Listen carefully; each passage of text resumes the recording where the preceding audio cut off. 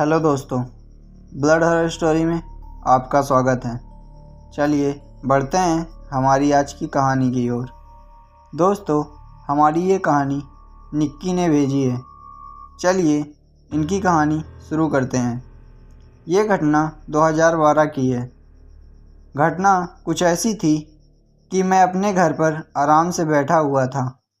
अचानक से मुझे मेरे पापा का फ़ोन आया। वो कहने लगे कि तुम जो नया घर ढूंढ रहे थे, हमें वो मिल और घर की शिफ्टिंग अगले ही कुछ दिनों में हो जाएगी। मैंने पापा से कहा, अभी हमें नए घर की ज़रूरत नहीं थी। आप ज़बरदस्ती पैसे वेस्ट कर रहे हैं। पापा कहने लगे कि मैं पैसे वेस्ट नहीं कर रहा हूँ, बल्कि घर तेरे लिए ही ले रहा हूँ। पापा मुझे फ़ोन पर समझाने लगे।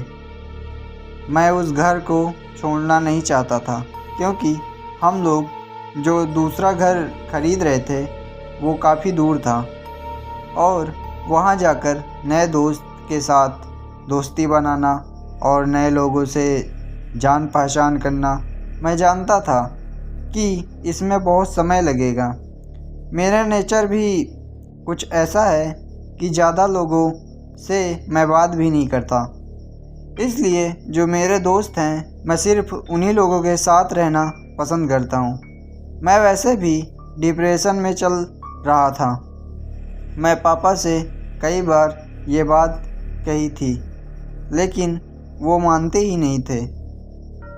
उन्हें बस ऐसा था कि कब तक हम रेंट पर घूमते रहेंगे, एक ना एक दिन तो हमें अपना घर खरीदना ही पड़ेगा, क्यों ना अभी ही खरीद लें।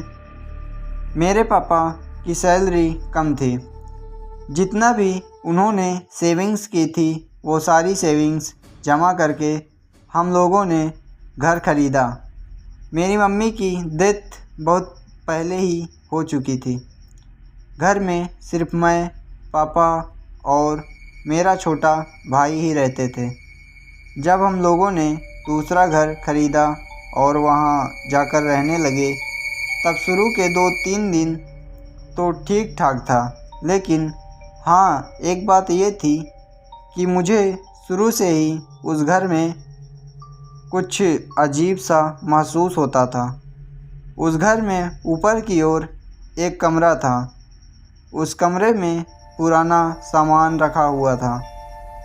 जिस ओनर का सामान था, उसने वो लेने से मना कर दिया और हंसकर कहने लगा कि कबाड़ी को वो सारा सामान बेच देना। हम लोगों ने ये सोचा था कि जब मौका मिलेगा तब बेच देंगे। एक दिन घर पर कोई नहीं था। मेरा जो छोटा भाई था वो कॉलेज गया हुआ था, पापा जॉब पर थे। मैं घर पर अकेला ही था कि अचानक से मुझे उस स्टोर रूम से आवाज़ आने लगी। मुझे लगा एक बार को कि शायद कोई चूहा या जानवर चला गया होगा। मैं उठा और जाकर चेक करने लगा कि क्या भरोसा, अगर कोई चूहा हो तो कोई सामान को नुकसान ना पहुंचा दे। मैंने जाकर जब वो रूम खोल कर देखा तो मुझे बहुत ज़्यादा ठंड महसूस होने लगी। एक बार को ऐसा लगा, मैं तुरंत ही अपना आसपास देखने लगा और ये सोचने लगा कि सच में यहाँ पर कहीं ऐसी तो नहीं, या कोई खिड़की तो नहीं खुली रह गई। लेकिन वो रूम की उस रूम में खिड़की ही नहीं थी। मैंने रूम को अच्छे से देखा, बहुत सारा सामान था। उसे देखकर ये तो लग रहा था कि ये कोई साल पुराना है, लेकिन उसमें क्या था क्या है वो समझ में नहीं आ रहा था। रूम में लाइट्स भी नहीं थी, बिल्कुल अंधेरा था। खिड़की ना होने की वजह से उसमें रोशनी तक भी नहीं आ रही थी। मैं तुरंत उस रूम से बाहर निकल गया और रूम को लॉक कर दिया। फिर अपने काम में लग गया। मुझे खाना बनाना था क्योंकि दोपहर में मेरा भाई आने वाला था और शाम तक पापा भी आ जाते हैं, तो इसलिए मैं जल्दी जल्दी खाना बनाने की तैयारी में था। मैं खाना बना ही रहा था कि दोबारा मुझे स्टोर रूम से आवाज़ आई। इस बार आवाज़ ऐसी थी जैसे स्टोर रूम से कोई सामान एक जगह से दूसरी जगह सरका रहा है। मैं तुरंत दोबारा स्टोर रूम के पास गया, जाकर दरवाजे तक रुक गया। मन में सोचने लगा कि अंदर तो कोई है नहीं, शायद वो पुराने सामानों की आवाज़ आ रही है, पहले भी आई थी, खोलकर कोई मतलब नहीं है। मैं जैसे ही दरवाजे से घूमा ही था वापस किचन में जाने के लिए, मैंने सुना कि उसी रूम के दरवाजे पर खटखटाने की आवाज़ हुई। वो आवाज़ अंदर से आ रही थी, यानी आवाज़ सुनकर ये साफ समझ में आ रहा था कि दरवाजे के पीछे की ओर कमरे के अंदर कोई है जो बाहर आने के लिए दरवाज़ा खटखटा रहा है। मैं एकदम आश्चर्यचकित होकर वहीं रुक गया कि घर में मेरे अलावा कोई नहीं है। फिर इस रूम में कौन घुस गया और कौन दरवाज़ा ठोक रहा है। एक बार को मेरे मन में ये आया कि क्या भरोसा कोई चोर घुस गया होगा, तो मैंने उसी दरवाजे के पास खड़े होकर चिल्लाया कि कौन है, अंदर मेरे घर में कैसे घुसे हो, तुम चोर हो ना। लेकिन इस पर उसका कोई जवाब नहीं आया। मैंने ऐसे ही कुछ बातें 2-3 बार दोबारा से बोली अंदर से, मगर कोई आवाज़ नहीं आई। बस वो खटखटाने की आवाज़ एक बार और सुनाई दी। मैं दरवाज़ा खोलने ही वाला था कि तभी मेन डोर की बेल बजी। मैं दरवाज़ा खोलने के लिए मेन डोर तक चला गया। जब वहाँ गया तो देखा मेरा छोटा भाई आज कॉलेज से जल्दी आ गया था। उसकी तबीयत कुछ ठीक नहीं लग रही थी, इसलिए आधे से ही कॉलेज छोड़कर आ गया था। मैंने उससे कहा कि इतना जल्दी आ गया। वो कहने लगा तबीयत सही नहीं है और मुझे चक्कर आ रहा था। घर पर आकर वो बैठ गया और टीवी ऑन करके टीवी देखने लगा। मैं फिर से किचन में चला गया और ये बात को भूल ही गया कि उस कमरे से जो आवाज़ आ रही थी वो तो मुझे खोलकर देखना था कि अंदर कौन है। मैंने खाना रेडी करके खाना निकाला, मेरा भाई को आवाज़ दिया तो वो भी आया मेरे साथ खाना खाने के लिए। हम खाना खा ही रहे थे कि दोबारा से कमरे में से कुछ आवाज़ आई। वो आवाज़ फिर से वैसी ही थी जैसा कि सामानों को एक जगह से दूसरी जगह कोई खींच रहा हो। मेरा भाई मुझे देखकर कहने लगा कि भाई ये आवाज़ें किसकी है और ये आवाज़ क्यों आ रही है। मैंने कहा पता नहीं। उसके बाद मैंने उसको सारी बात बताई जो सुबह से मेरे साथ वहाँ पर हो रही थी। वो घबरा कर मुझसे कहने लगा कि भाई अगर सच में ये सब है तो हमें खोलकर देखना चाहिए। मैंने उससे कहा कि एक बार तो खोलकर देखा था लेकिन कोई मिला ही नहीं, चल अभी चलकर देखते हैं। हम दोनों वैसे ही खाने के टेबल से उठे और जाकर दरवाज़ा खोल दिया। अंदर जाकर देखने लगे। अंदर वैसे बिल्कुल शांत माहौल था, घना अंधेरा अंदर बिल्कुल भी दिखाई नहीं दे रहा था। अभी हम अंदर घुसे ही थे कि दरवाज़ा पता नहीं कैसे बंद हो गया। जब दरवाज़ा बंद हुआ तब मेरा छोटा भाई दरवाजे के पास ही खड़ा था। मैंने उससे कहा कि अरे दरवाज़ा खोल, दरवाज़ा क्यों बंद कर दिया। मेरे छोटे भाई ने एक घुर्राती हुई आवाज़ में कहा, तुझे जान से मारने के लिए दरवाज़ा बंद किया है। इतना सुनना था कि मेरे पैरों के नीचे से ज़मीन खिसक गई। मैंने मेरे भाई की शक्ल नहीं देख पा रहा था अंधेरे की वजह से, लेकिन उसकी आवाज़ कैसे बदल गई थी ये मुझे समझ में नहीं आ रहा था। मैंने तुरंत धीरे धीरे करके उसके पास गया और जाकर उसका हाथ पकड़ लिया। उसका हाथ बर्फ़ जैसा ठंडा था। मैं उससे कहने लगा कि दरवाज़ा खोल और ये कहकर उसे अपनी ओर खींचने लगा ताकि मैं जाकर दरवाज़ा खोल सकूं। लेकिन अब वो अपनी जगह से हिल भी नहीं रहा था। ऐसा लग रहा था जैसे कि मैं किसी दीवार को अपनी ओर खींच रहा हूँ। मैंने उसे 2-3 बार आवाज़ लगाई लेकिन उसकी आवाज़ बिल्कुल नहीं आई। उसके बाद मैंने महसूस किया कि उसके हाथ जो बर्फ़ जैसे ठंडे थे वो अपने आप ठीक होने लगे। पर अगले कुछ पल में वो एकदम नॉर्मल होकर कहने लगा, भाई ये हम कहाँ आ गए, ये कैसे हम यहाँ पर फंस गए।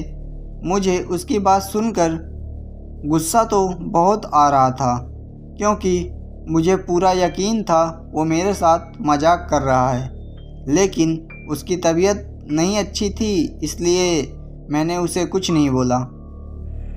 हमने जैसा तैसा दरवाज़ा खोला और बाहर आए। बाहर आने के बाद मैंने उसे खूब डांट लगाई कि तुझे समझ में नहीं आता है, ऐसी मस्ती नहीं करते, ये मजाक कितना भारी पड़ सकता था। वो कहने लगा कि भाई मैंने कोई मजाक नहीं किया, मुझे बिल्कुल नहीं पता कि हम रूम में कैसे चले गए और क्या हुआ। जिस हिसाब से वो मुझसे बात कर रहा था उसे देखकर साफ समझ में आ रहा था कि वो झूठ नहीं बोल रहा है। इसके बाद उसकी तबीयत और भी बिगड़ गई, इसलिए वो जाकर अपने कमरे में लेट गया और पापा के आने का इंतज़ार करने लगा। मेरे पापा शाम को कुछ 6:30 बजे आए। मैंने उन्हें सारी बात बताई। हाँ, उस कमरे की बात नहीं बताई थी। मैं बस इतना कहने लगा कि आज ये जल्दी आ गया क्योंकि इसकी तबीयत ठीक नहीं थी। पापा ने भी कहा कि इसे दवाई दे दो, सुबह तक शायद ठीक हो जाए। मैंने कहा कि हाँ, वो दवाई खा के आराम कर रहा है। कुछ 8 बजे के आसपास मेरा छोटा भाई कमरे से बाहर निकला, पापा के पास आकर बैठा और गले लगकर रोने लगा। मुझे लगा कि तबीयत खराब है शायद इसलिए।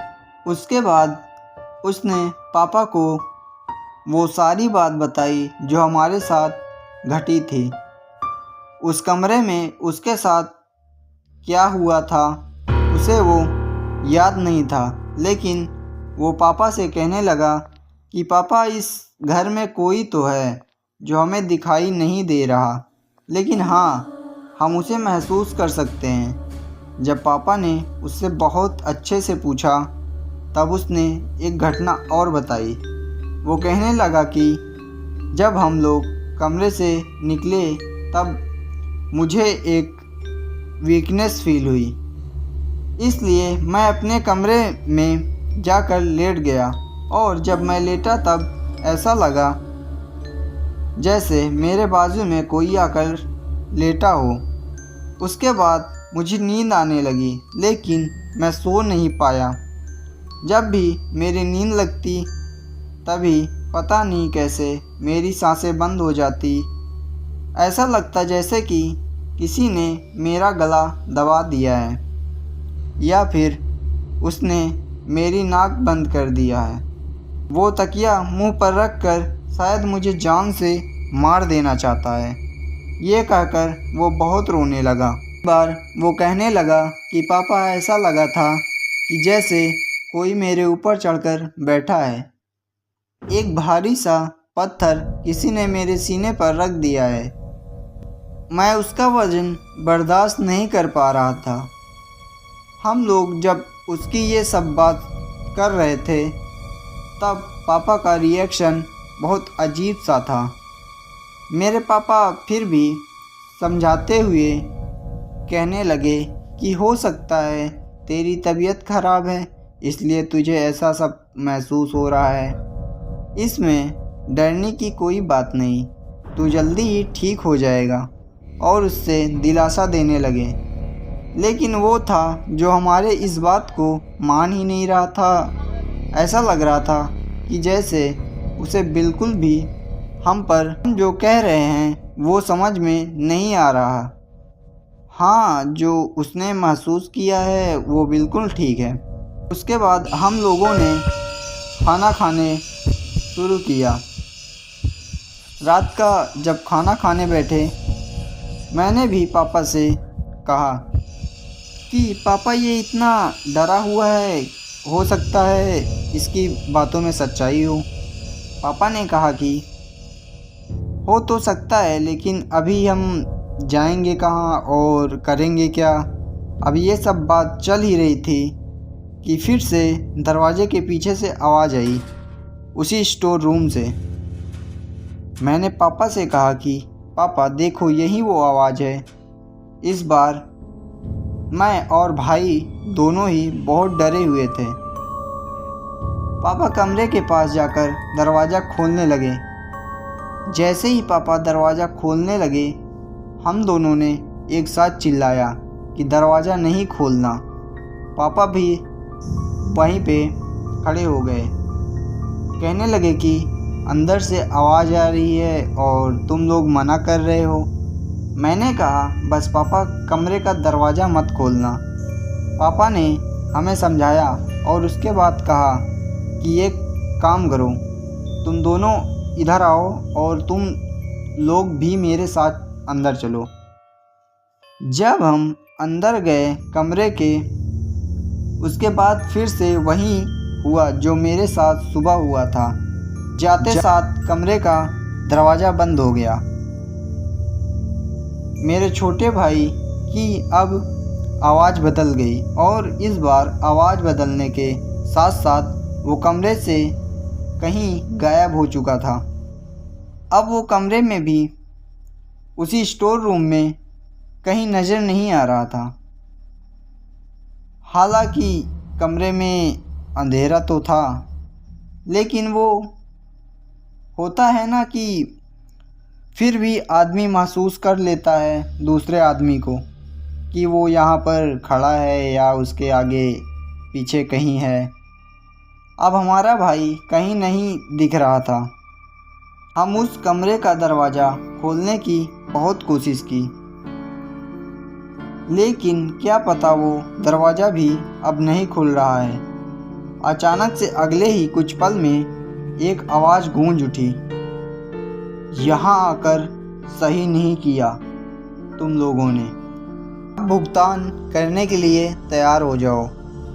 ये आवाज़ सुनने के बाद मैं एकदम से वहीं खड़ा होकर अपने आसपास ढूंढने लगा कि क्या ये आवाज़ मेरे भाई की थी। लेकिन मेरे भाई की इतनी जाड़ी आवाज़ थी ही नहीं। मेरे पापा ने आकर मेरा हाथ पकड़ा और कहने लगे कि भाई को बाद में ढूंढ लेना, पहले कमरे से निकलते हैं, पहले अपनी मदद करते हैं, फिर तुम्हारे भाई को बचाएंगे। हमने जैसा तैसा करके उस कमरे का दरवाज़ा खोला और वहाँ से बाहर निकले। बाहर निकलने के बाद पापा को अब सारी बातें समझ में आ गई। अब कहीं हमारी बातों पर उन्हें विश्वास भी था। उन्होंने अपने दोस्तों को फ़ोन लगाया। उनका दोस्त 2 घंटे के अंदर अपने साथ 2-4 लोगों को लेकर हमारे घर पर आ चुके थे। उसके बाद कमरे का दरवाज़ा खोला गया और टॉर्च से मेरे भाई को ढूंढा गया। कुछ ही पल में मेरा भाई एक कोने में बैठा हुआ था। उसके चेहरे पर धूल लगी हुई थी। ऐसा लग रहा था कि वो जो पुराना सामान है उसी में मेरा भाई कई ज़माने से अंदर पड़ा हुआ है।